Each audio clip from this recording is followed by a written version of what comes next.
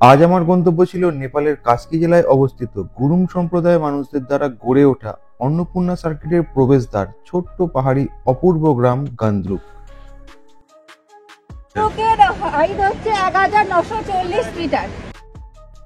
গান্দ্রুককে যখন আমি প্রথম ভার্চুয়ালি দেখি ও গ্রামটির সম্বন্ধে জানি, নেপালের মাস্ট ভিজিট প্লেসের মধ্যে গান্দ্রুককে রাখবো সেটা আমি আগে থেকেই ঠিক করে রেখেছিলাম। তবে কথায় আছে না, কষ্ট না করলে কেষ্ট পাওয়া যায় না। বরফাবৃত পাহাড় দূর থেকে দেখলে যতটা অপূর্ব লাগে, তার কাছে পৌঁছানোর পথ ততটাই দুর্গম।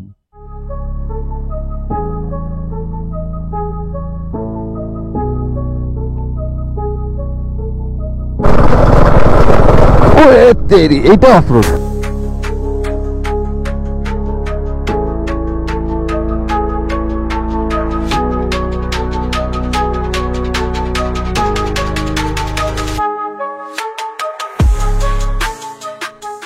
এই গান্দ্রুক ভিলেজ হলো অন্নপূর্ণা ফিস্টেল ছাড়াও অন্যান্য পর্বতের বেস ক্যাম্প বা প্রবেশদ্বার, যেখানে কাজ করে না গুগল ম্যাপ ও আগে থেকে করে রাখা প্ল্যান। এরপর আর ম্যাপ নেই, এরপর হচ্ছে লোকাল লোকের হেল্প নিয়ে যেতে হবে।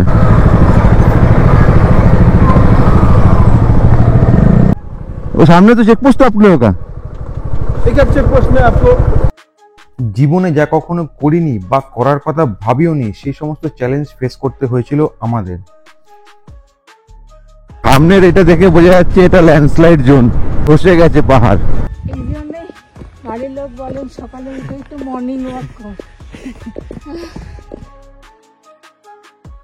আজ শুরু করেছিলাম সবাই মিলে, কিন্তু এত কাছে কাছে হয়ে যাচ্ছে না এরা, বলছি একটু ডিস্টেন্স মেনটেন করো। শুনবে নাকি নেপালের অপূর্ব গ্রামের পথে আমাদের রোমহর্ষক গল্প?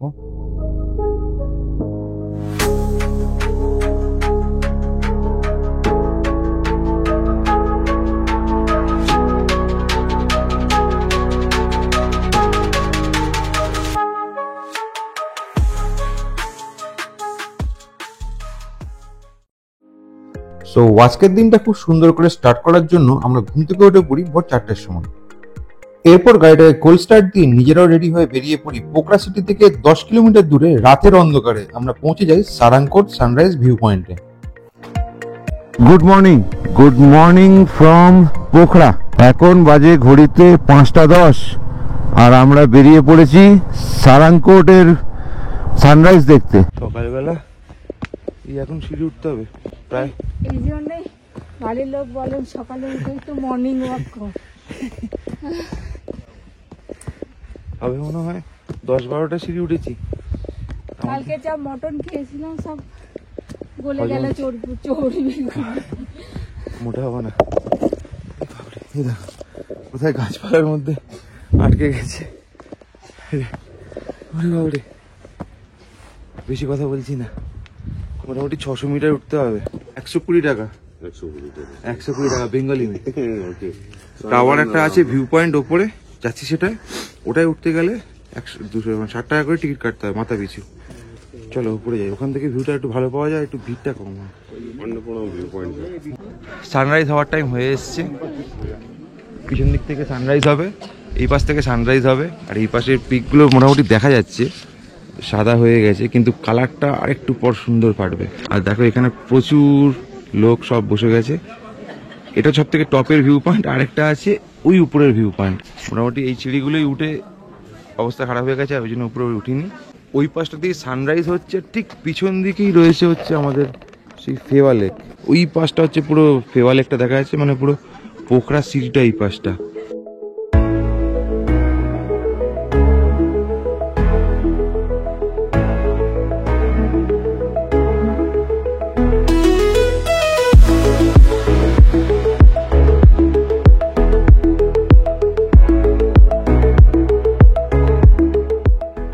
আপনাদের যদি পকেটের জোর থাকে তাহলে আপনারা পোখরা হেলিকপ্টার সার্ভিস নিয়ে 25,000 টাকা ইন্ডিয়ান কারেন্সির বিনিময়ে এই সানরাইজটা আরো কাছ থেকে দেখতে পারেন। এছাড়াও পোখরা থেকে সারাংকোট পর্যন্ত কেবিল কার সার্ভিস আছে, যার খরচ 1000 টাকা যাওয়া এবং আসা নেপালি। আর এই সার্ভিসটা শুরু হয় সকাল 5টা থেকে সন্ধ্যে 5টা পর্যন্ত। Good morning from Sarangkot once again. পিছন দিকে সূর্য উঠে পড়েছে, আর আমার এই পাশে অন্নপূর্ণা, ক্রিস্টেল, ধওলাগিরি একদম পুরো দেখা যাচ্ছে পরিষ্কার। সানরাইজ কেমন লাগলো এখান থেকে? দারুণ। সকালবেলা ওঠা পিকগুলো দেখতে ভালো লাগে, 4টের সময় ওঠা সার্থক হয়েছে। দিনের শুরুতে একটা মেসমারাইজিং সানরাইজ দেখে সারাংকোট ভিউ পয়েন্টটা এক্সপ্লোর করে আমরা ফিরে আসি হোটেলে। কারণ আজ আমরা যেতে চলেছিলাম আমার দেখা নেপালের সব থেকে সুন্দর একটা টুরিস্ট লোকেশনের উদ্দেশ্যে। মানে বলতে পারো নেপালকে এক্সপ্লোর করার অনেকগুলো কারণের মধ্যে এটাও একটা অন্যতম লোকেশন বা স্পট। বাকিটা তোমরা আগে লোকেশনটা তো দেখো, দেখলেই বুঝতে পারবে সবকিছু।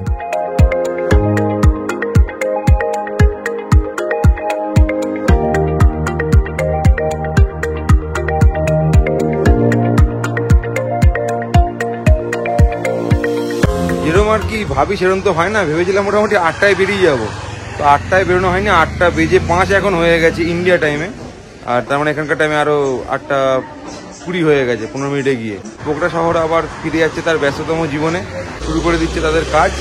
তাড়াতাড়ি করে চাটা খেয়ে হোটেলে গিয়ে ব্যাকপ্যাকগুলো একটু বেঁধে নিতে হবে, বেঁধে নিয়ে বেরিয়ে পড়বো। ইয়ে कौन सा क्या है? मटन है और वो चिकन है। अभी मटन का भाव कितना जा रहा है 1 केजी? 1250 नेपाली। और चिकन का 400 रुपए नेपाली। इंडिया में तो सस्ता होगा ना। नहीं, वो एक ही टाइप का रहा है, तो 1250 मतलब आपका कितना आएगा इंडिया में? वहाँ 830 हो गया ना। 830। हम लोग का वहाँ 840 चल रहा है। एक ही है, इधर सस्ता है, इधर सस्ता है। चिकन का थोड़ा महंगा होगा। हाँ नहीं, चिकन का 200 हो गया। 200 हो गया तो आपको 320 हो गया नेपाली। हाँ थोड़ा তো ফাইনালি আমরা বেরিয়ে পড়লাম পোখরা থেকে। এখান থেকে যাব হচ্ছে জিরোকিমি, হারিচক, ইয়ামদ্বীপ ব্রিজ হয়ে সারাংকোটের নওদান্দা হয়ে, নওদান্দা বলে একটা জায়গা আছে, নওদান্দা হয়ে যাব হচ্ছে নয়াপোল। নয়াপোল থেকে আমাদের নিতে হবে লেফট সাইডে যে রাস্তাটা গন্দ্রুক যাচ্ছে। মানে নয়াপোল পর্যন্ত আমাদের কাছে ম্যাপ আছে, কিন্তু তারপর লোকাল লোকের হেল্প নিয়ে আমাকে পৌঁছতে হবে গন্দ্রুকে। কি সুন্দর দেখতে। এটা ধওলাগিরি, ওটা হচ্ছে অন্নপূর্ণা 3। অন্নপূর্ণা 3, তার পাশে রয়েছে মাৎস্যপুচ্ছি, ক্রিস্টেল, আর ওই পাটটাতে রয়েছে Annapurna, Annapurna south. India time হচ্ছে 9:19 আর নেপাল টাইম হচ্ছে 9:37।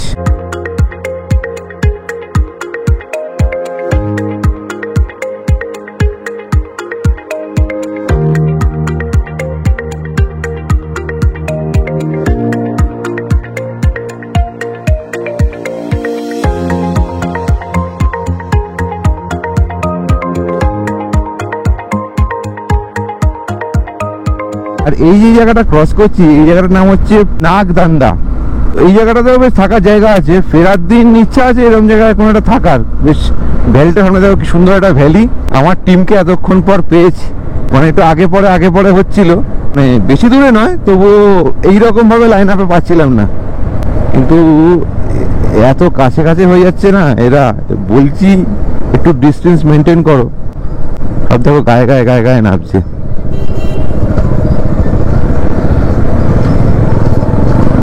নামার সময় একটু গ্যাপ রাখো, 10 ফুটের মতো গ্যাপ রাখবে, গ্যাপ। এতক্ষণ পুরো স্নো ক্যাপ মাউন্টেন দেখছিলাম, আর এবার পুরো একটা খয়েরি পাহাড়, সবুজ আর খয়েরি পাহাড়। সামনের এটা দেখে বোঝা যাচ্ছে এটা ল্যান্ডস্লাইড জোন, বসে গেছে পাহাড়। ওই যে কাজও চলছে, মানে রিপেয়ার করে দেওয়া চলছে। ঘুরে ঘুরে নামছি, বেশ হেভি লাগছে। ও কর্নারিং।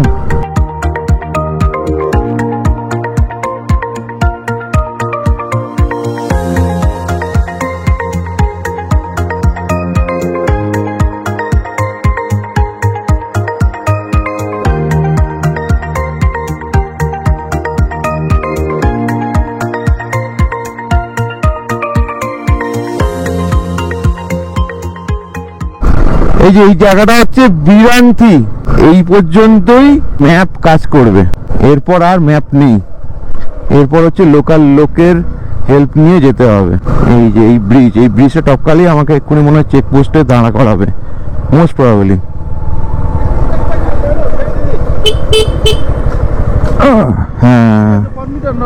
হ্যাঁ আছে, ও সামনে তো চেকপোস্ট আপনি ওকা। पिकअप चेक पोस्ट में आपको হ্যাঁ দেখেছো, এই চেক পোস্ট, এই বেরেন্তি ব্রিজ। চলো এখান থেকে তোমাকে চেক কি করতে হবে সেটা দেখিয়ে দিচ্ছি।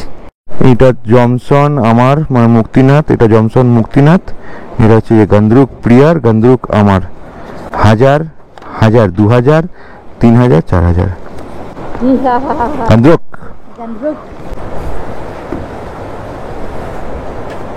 वन साइड देखना है क्या? ठीक है। Where are you going, sir? Only to Gandruk or? नहीं only Gandruk, Only Gandruk? Only Gandruk. Thank you. Entry लिखे दीजिए, एंट्री। বেরোনোর সময় আমার মনে হয় দিয়ে দিতে। না না বেরোনোর সময় দেওয়ার ব্যাপার নেই। তো আমরা বেরান্তি ব্রিজে চলে এসেছি। এটা হচ্ছে বেরান্তি ব্রিজ, নিচ দিয়ে নদী বয়ে যাচ্ছে। আমাদের লাইভ লোকেশনটা পাঠিয়ে দিয়েছি, আমাদের বাকি পার্টনাররা আসছে।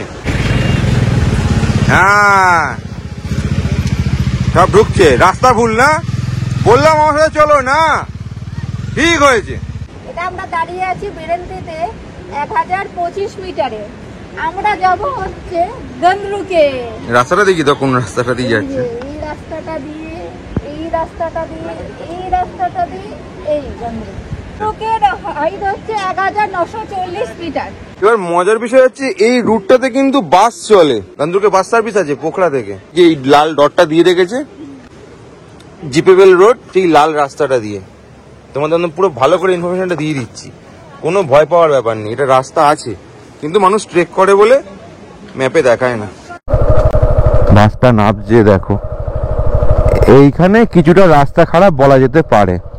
এইটাকে ওয়াটার কথা না, আমাদের সুভাষগ্রামেতে বৃষ্টি হলে এরকম জল জমে ভাই। ওয়াটারফলটা দেখো কি সুন্দর উপর থেকে পড়ছে।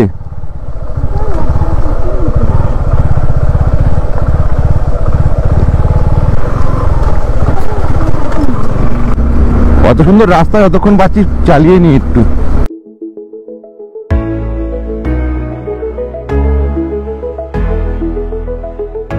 গান্দ্র যাওয়ার পথে দুরন্ত অফার পাবো সেটা আমি আগে থেকে জানতাম, আর এই চ্যালেঞ্জটা কি একসেপ্ট করে জীবনে প্রথমবার চূড়ান্ত খারাপ রাস্তায় বাইক চালানোর অভিজ্ঞতা ও অ্যাডভেঞ্চারের নেশায় বাড়ি থেকে প্রায় 1200 কিলোমিটার দূরে পাড়ি দিয়েছিলাম নেপালের এই গ্রামেতে। কিন্তু সামনে যে কত বড় চ্যালেঞ্জ আমাদের জন্য অপেক্ষা করছিল সেটা আমাদের জানা ছিল না। গান্দ্রুক 13 কিলোমিটার, আর রাস্তা মোটামুটি এইরকম পেলাম। তবে এইটাকে অফ রোড বলা যেতে পারে। টার্মেক রোডটা শেষ আর এই রোডটাতে নেমেছি। এইটা একটু খারাপ, আবার নিচে দেখতে পাচ্ছি কিন্তু ভালো রাস্তা। এই যে এইটা এখানে বসে ব্রেকফাস্ট করবো বলেছিলাম, কিলু ভিলেজ, এটা কিলু ভিলেজ। এইটা ওয়াটার ক্রসিং বলা যায়, এই লাইফে প্রথম ওয়াটার ক্রসিং ক্রস করছি। Welcome to Gandruk, welcome to Gandruk. এখানটা ধস নেমেছিল, এই যে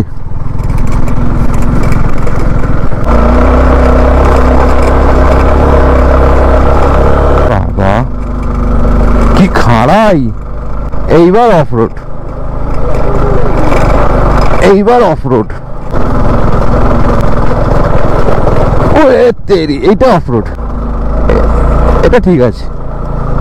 পাথরগুলো কিরকম লুজ মতো হয়ে পড়ে রয়েছে, তবে একটু দেখে যদি চালাও না রাস্তা খুব ফাঁক ফোকর দিয়ে ভালো পাবে।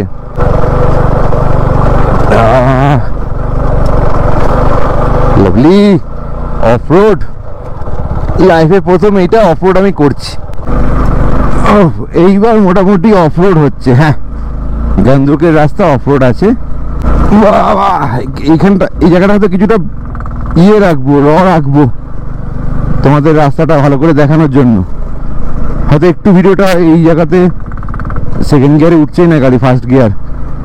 এই প্রথম আমার দেখলাম যে পাহাড়েতে সেকেন্ড গিয়ারে উঠছে না, নাহলে সেকেন্ড থার্ড গিয়ারেতেও গাড়ি উঠে যায়।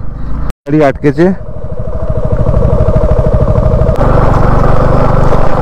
আসো হেঁটে হেঁটে আসো। বাবা যেমন উঁচু তেমনি খারাপ। সামনে মনে হচ্ছে একটা ওয়াটার ক্রসিং আছে নাকি? হ্যাঁ এই তো ওয়াটার ক্রসিং। লাইফে প্রথম এতটা জলে ক্রস করছি। এই রাস্তাটাও পুরো স্ল্যাশি,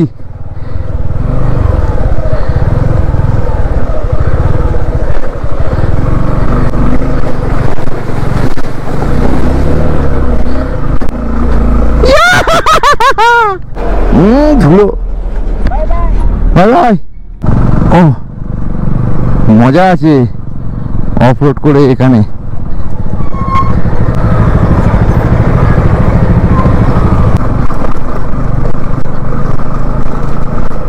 পাহাড়টা দেখো কিরকম, তোমরা দেখো। ও বাবা, ওটা কি হয়েছে? এই পড়ে গেছে পড়ে গেছে। এই ঘোড়া নাকি একটু ধুলো ফুলো মাখলো। ইস, ধুলো মাখছে শুয়ে শুয়ে। হ্যাঁ, বদমাস। রাস্তা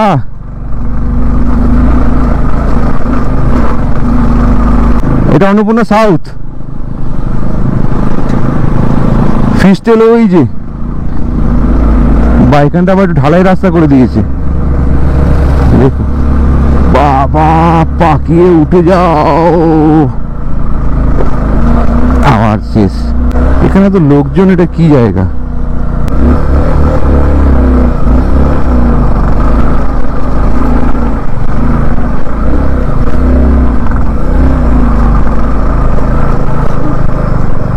এরা এখানে দাঁড়িয়ে কি করছে? এইখানটাতে দাঁড়ানো যেতে পারে, আসুক। গান্দ্রুক ভিলেজ থেকে 1.5 থেকে 2 কিলোমিটার দূরে আমরা পৌঁছে জানতে পারি রাস্তা বন্ধ, কাজ চলছে। এখন কোনো গাড়ি উপরের বাস স্ট্যান্ড ও পার্কিং পর্যন্ত যাচ্ছে না। নিচে কিছুটা পিছনে একটা অস্থায়ী পার্কিং ও বাস স্ট্যান্ড বানানো হয়েছে। बाइक कहाँ पे रखी? बाइक ऊपर जैसे बाइक रखने का जगह था एक। ये वो जगह होटल है ना, उसके आसपास रखो। और अभी तो ये रास्ता बंद है, कितना दिन लगे? पर ये खन रहा है यार, वो शॉर्टकट हो जाता है। शॉर्टकट नहीं, उधर से नीचे उतरना पड़ता है, इससे थोड़ा ऊपर है, यही चढ़ाई है थोड़ा। সুতরাং গান্দ্রুক পৌঁছানোর একটাই রাস্তা, সেটা হলো ট্রেক। আর যেটা আমি, প্রিয়া ও বাকিরা কোনো দিনও করেনি। এখন তাহলে কি করণীয়, নেক্সট মুভমেন্ট কি হবে? এই সব কিছুর জন্য তো আমরা মেন্টালি ও ফিজিক্যালি তৈরিও ছিলাম না। স্থানীয়রা বলছিল হয়ে যাবে, আপনারা পারবেন। এখন আমি তো জানতাম যে আমি কি অতি বড় হয়েও না, ঝড়ে পড়ে যাবে, অতি ছোট হয়েও না, ছাগলে মুড়ে খাবে, সেই অবস্থা হয়েছে। তাহলে কি করবে বলো দেখি? বাইক ওখানে রেখে এতটা হেঁটে ট্রেক করে উপরে উঠতে হবে, কিন্তু টাইমটা হয়ে যাবে আজকে ওঠার টাইম, কালকে নামার টাইম। অতটা যাওয়ার time। নামাটা না কষ্ট হবে না, কিন্তু ওঠাটা কষ্ট। আর টাইম কটা বাজে দেখো তো? 12:50 একটা। একটা, তার মানে এখান থেকে 2 ঘন্টা লাগবে উপরে উঠতে, মানে সবকিছু হোটেলে গিয়ে পৌঁছতে ঘন্টা 2 লাগবে বাইক টাইক রেখে। নিচে থেকে তো লাভ নেই, তাহলে গান্দ্রুক স্কিপই করে যাবে, কোনটা ব্যাপার। ঠিক করে কোথায় যাবে? ওই ইয়ের দিকে এগোলাম, মুক্তাদের দিকে এগোলাম। এই নিচেতেই কোথাও বাইক পার্কিং করতে হবে, করে লাগেজ নিয়ে উঠতে হবে। এতটা নামবো, নেবে আবার এতটা ট্রেক করে ওঠা, অনেকটা নিচে দেখলাম তো হোটেল। বেস্ট আরেকটা অপশন হবে, নিচে যেতে যেতে যদি কোনো ভালো হোমস্টে পাই না, ভালো লোকেশন দেখে থাকলে হয় না। এইগুলো তোমার ভিউ নয়, উপরে উঠতে না পারলে ভিউ নয়। তাহলে কি করা যায়? যদি নিচে থাকতো তাহলে বলবো যে মুক্তাদের দিকে এগো, যতদূর যেতে পারি ওখানে একটা কোথাও গিয়ে স্টে করে নেবো। তাহলে কাল আমাদের 4টে পর্যন্ত চালাবো, যেখানে যাবো সেখানে থাকবো। বাইক নিয়েই আসতে নেই, আমরা যেখানে পর্যন্ত চলে এসেছি এখানে বাইক আসেই না।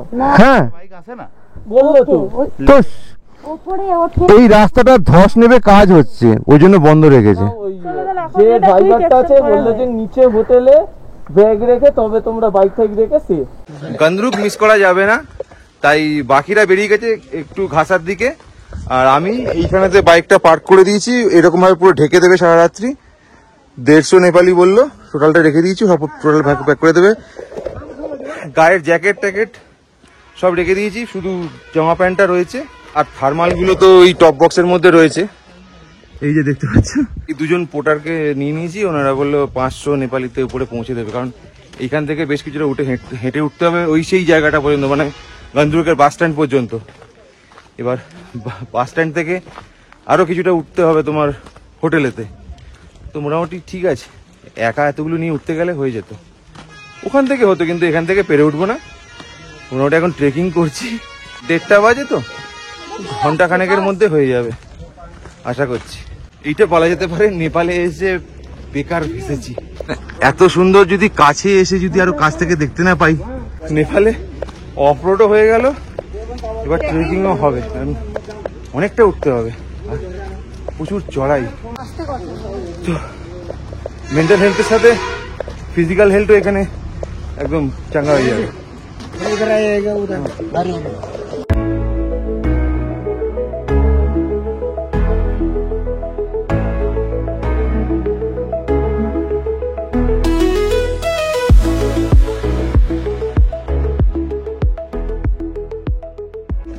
এই শু করে আমরা ট্রেকিং করছি। হ্যাঁ एबार नीचे जाना पड़ेगा। नहीं नीचे तो हम उतर लेंगे। 6 साल बैठ गया है ना हिंदुस्तान में। अच्छा हिंदुस्तान में आप गए थे? इंदौर इंदौर। कैसा लगा इंदौर? अच्छा मथुरा गया, आगरा गया, भोपाल गया, लेकिन कोलकाता नहीं गया। यहाँ का और वहाँ का वेदर तो अलग है ना। তো ভালো লাগছে কিন্তু এইটা এটা ভালো লাগছে, এটা বেশ ভালো লাগছে। প্রথমে একটু ঘাবড়ে গেছিলাম ওই গরম জন্য। লাগছে কিন্তু একটা হালকা ঠান্ডা ভাব লাগে। হ্যাঁ ওই বলে না যে কিছু ওই মোটিভেশন ভিডিও দেখি না যে প্রথম স্টেপটা খুব উঁচু টপকে যেতে পারলে তারপর। আমাদের পাশে রয়েছে মাছপুচ্ছি ফিস্টেল। 30-40 মিনিট ট্রেক করার পর এটা বুঝতে পারছিলাম সবকিছুর মধ্যে আলাদা একটা উপলব্ধি আছে। যেমন বাইকিং এর একটা আলাদা অ্যাডভেঞ্চার আছে, তেমনি ট্রেক করলেও প্রকৃতিকে অনেক কাছ থেকে ফিল করা যায়। পাথরের উপরে পথ চলার শব্দ, পাহাড়ের গা বেয়ে বয়ে আসা হাওয়ার শব্দ, জঙ্গল থেকে বেরোনো নানান রকম শব্দ বেশ অ্যাডভেঞ্চারাস লাগছিল আমাদের। बोलते हैं लांगरुक। ये जी अच्छा ये लंदरुक विलेज है इधर है गांगरुक। और हम जा रहे हैं गंदरुक। गांगरुक जी। गंदरुक का नाम कैसे पड़ा? गंदरुक हाँ वो गुरुंग गुरुंग गुरुंग लोगों की वजह से। जी डाले जाओ। हाँ हाँ हाँ। जिंदगी की तलाश में मौत के पास आ गए नाকি? ট্রেকিং এর প্রিপেয়ার করিনি, না বাইকিং এর প্রিপারেশন ছিল। প্রিপেয়ার ছিল। এত বুঝতে পারবি না এই চড়াই। তখন পর দেখতে পেয়েছি ওয়েলকাম টু গন্দ্রুক। এটা জাস্ট গেট ট্রেলার, এরপর আরো আছে। তবে আমাদের গাইড দাদারা খুব ভালো ছিল। মিনিট 15 ট্রেক করতাম আর আমরা বসে পড়তাম, কিন্তু ওনারা বলতো শুধু এই তো 10 মিনিট চলে এসেছি বলে আবার আমাদের 20-25 মিনিট ট্রেক করিয়ে নিত। মনোবল কখনোই ভেঙে যেতে দেয়নি আমাদের। প্রিয়াকে হাত ধরে রাস্তা পার করাচ্ছিলেন, মনের সাহস যোগাচ্ছিলেন। এইভাবে চলেছিল প্রায় আমাদের জীবনের প্রথম 1.5 থেকে 2 ঘন্টার ট্রেক।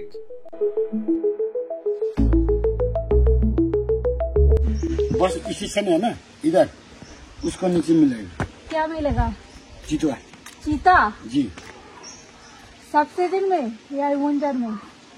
Sometime sometime. সবকিছু ঠিক চলছিল, শেষের দিকে এসে এই যে গল্পটা আমাদের শোনালো তাতে আমাদের গতি দ্বিগুণ বেড়ে গেছিল।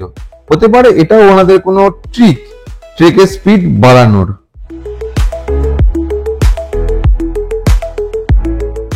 এরপর ফাইনালি 6 ডিগ্রি টেম্পারেচারে ঘেমে নিয়ে টলমল পায়ে বড় বড় নিঃশ্বাস নিতে নিতে আমরা পৌঁছই নিজের ঘরে বসে আমার সেই স্বপ্নের গন্তব্যে, নেপালের স্বর্গদ্বারে, যেখান থেকে অন্নপূর্ণা, গঙ্গাপূর্ণা, ধৌলাগিরি ট্রেক শুরু হয় গন্দ্রুক ভিলেজ।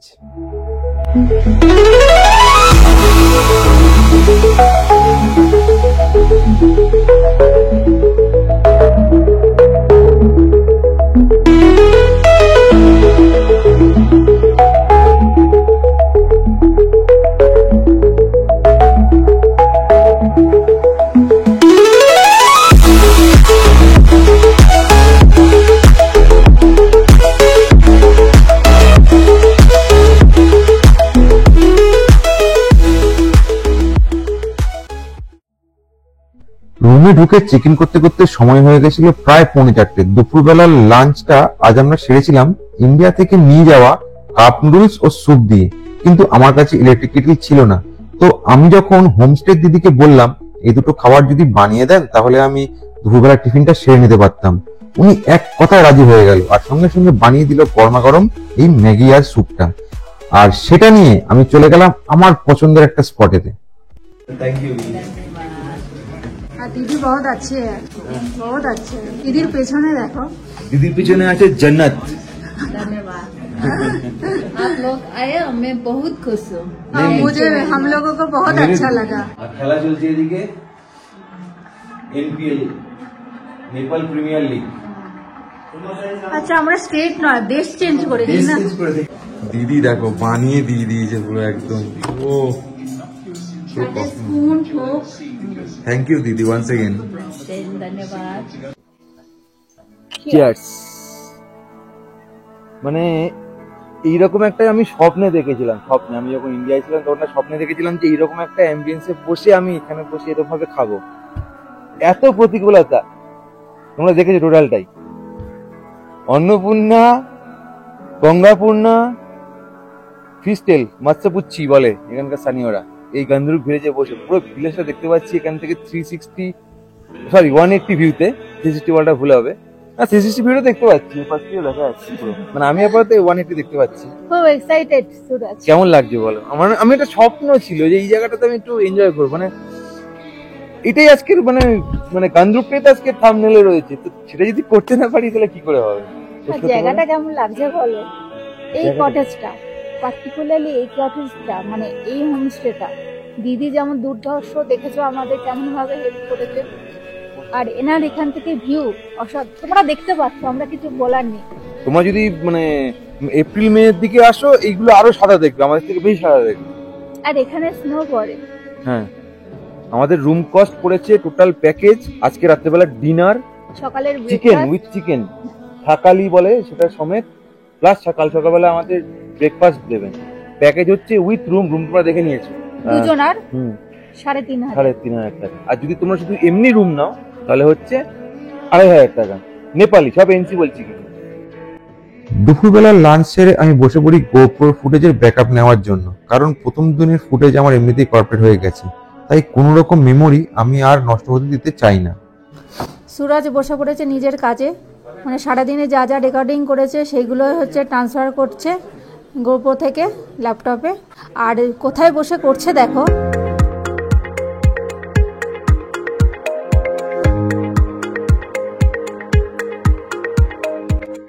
দেখতে দেখতে দুপুর গড়িয়ে সন্ধ্যে নেমে এলো। এই দিন আমরা হোটেলের বারান্দা থেকে দেখলাম অপূর্ব এক সূর্যাস্ত, আর সূর্যোদয়টা গান্ধরূপ থেকে তোলা রইল পরের এপিসোডের জন্য।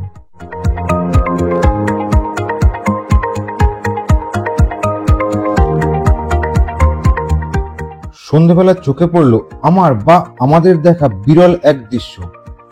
ভিডিও ফুটেজগুলো দেখে কিছু চিনতে পারছো?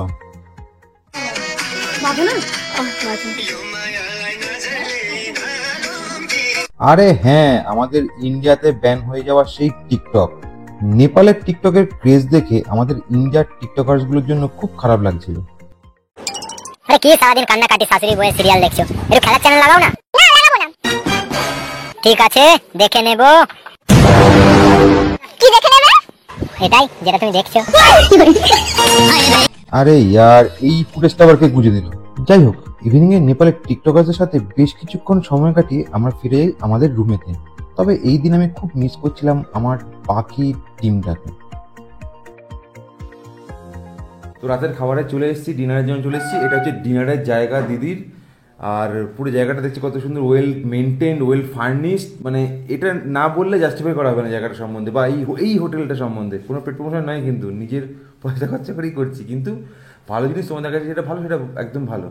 এখানে যা হোমস্টে আছে তার মধ্যে আমি বলবো খুব সুন্দর, রিজনেবল, চিপ অ্যান্ড বেস্টে সুন্দর। ভিউটা তো তোমরা দেখেছো। হ্যাঁ, আর সবচেয়ে মেন কথা হচ্ছে এখানে রাতে ডিনারে দিয়েছে থাকালি, যেটা হচ্ছে যে নেপালের একটা ফেমাস খাবার, চিকেন থাকালি। ভেজ থাকালি আছে, চিকেন থাকালি আছে। আর এখানে আইটেমগুলো একটু বলে দিই। ডাল আছে, বাসমতি চাল আছে, চালের মধ্যে এখানকার ঘরে তৈরি ঘি দেওয়া আছে, আলু ফুলকপি তরকারি আছে, পারসাকি শাক, একটা পাঁপড় আছে, আচার আছে, আর আমার ফেভারিট হচ্ছে চিকেন আছে। চিকেনটা জাস্ট দেখতে একটা ওয়াও লাগছে, গরম গরম ধোঁয়া উঠছে, আমি আর থাকতে পারছি না। ব্লগটাকে বেশি বড় করছি না, কারণ আমরা খেয়ে দিয়ে একসাথে রিভিউ দিয়ে দিচ্ছি, কারণ অনেকটা ব্লগটা আমার হয়তো বড় হয়ে গেছে। চেষ্টা করি ছোটো করে করার। এতক্ষণ যারা থেকেছো আমাদের এই ব্লগটা দেখার জন্য অবশ্যই থ্যাংক ইউ। এরভাবে সাপোর্ট করো। ইন্ডিয়াতে বসে নেপালের ভিডিও দেখতাম, থাকালি দেখে আমার পছন্দ হয়নি, অনেস্টলি বলছি। কিন্তু আজকে যদি খাবারটা না খেতাম, একটা বড় কিছু মিস করে দিতাম নেপালে। দুর্ধর্ষ খেতে। তো ভিডিওটা এখানে শেষ করছি। মোটামুটি কেমন লাগলো অবশ্যই জানিও। নেপাল সিরিজটা যদি তোমরা দেখে না থাকো তাহলে একটু প্রথম থেকে দেখে আসো কীভাবে স্ট্রাগল করে প্রচুর স্ট্রাগল করতে হয়েছে এখানে। মানে যেসব সমস্ত জায়গাগুলো পার্কিংয়ে আমরা একদম পৌঁছে যেতে পারি, সেখানে রাষ্ট্রপতি চলে আসার জন্য সেখানে পার্কিং করতে ইচ্ছে না, অনেক নিচে করতে হচ্ছে, সেখান থেকে হেঁটে উঠতে হচ্ছে, কিন্তু উঠেছি, সব জায়গায় কমপ্লিট করেছি। আজকেরটা তোমরা দেখতে পেয়েছো যে একটা সার্টিন রাস্তা তৈরির জন্য ব্লক হয়ে গেছে। তো এরকমভাবে প্রচুর স্ট্রাগল আছে এই মানে নেপালটাতে আমার, কিন্তু করে ফিরছি সার্থক হচ্ছে, কিন্তু মানে মনের শান্তিও পাচ্ছি, মানে কোনো ভুল হচ্ছে না। তো ভিডিওটা কেমন লাগলো অবশ্যই জানিও। পরের ভিডিওটা খুব এক্সাইটিং হবে। পরের দিন আমরা এখান থেকে যাচ্ছি অ্যাজ ইউজুয়াল জমসন, অথবা তার আগে হতে পারে মারফাত, অথবা তার আগে হতে পারে লেতে ভিলেজ। তার সাথে একটা জায়গায় যাব, সেই জায়গাটা बहुत अच्छा खाना बहुत बहुत अच्छा। अच्छा आपको मैं कल सुबह इसका उधर फार्म पे ले जाऊंगा। कॉलीफ्लावर, पम्पकिन सब कुछ है उधर। अच्छा टुमारो मॉर्निंग ठीक है आपको उधर থ্যাংক ইউ।